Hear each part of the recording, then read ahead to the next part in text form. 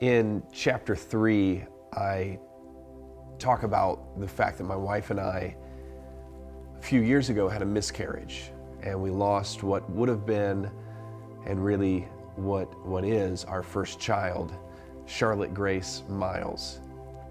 And as I share this story, it's amazing because more and more people come to us and they just share with us that they've gone through very similar experiences in their life.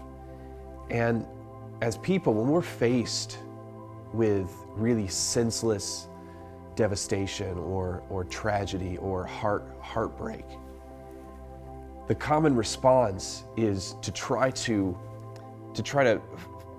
place that in some sort of box of understanding. But oftentimes we don't know how to do that, and so what we do is we religiousize it. And I can't tell you how many people have come up to us and said things like, well, you know why this happened? God needed another angel. Or you know why this happened? That child must have just been too loved and God just needed to take her home. And I'm not upset at those comments, or at least I'm not upset at those people, because I know that their purpose and their intention was to try to console us. But really, if you break that down, what are we saying? What we're saying is that God came down and kidnapped your child because He wanted her to be with Him more than He wanted you to have her. God, the God of the universe, the God who's the Alpha and the Omega, can't wait 70, 80, 90, 100 years for this child to go home and be with Him?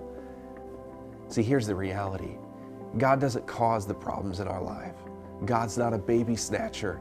He's not sovereignly looking over every single instance in our lives and going, I'm going to bless you and I'm going to curse you, or I'm going to bless you today and I'm going to curse you tomorrow. See, God's intentions are good. The Bible tells us in John 10:10 that the thief comes to steal, kill, and destroy. But Jesus says, I've come to give you life and life to the full. See, if you need to place suffering in a box, place it in the box where Scripture places it. And that is that there is an enemy who comes to steal, kill, and destroy. But God comes to bring good into our life. Did God take my child?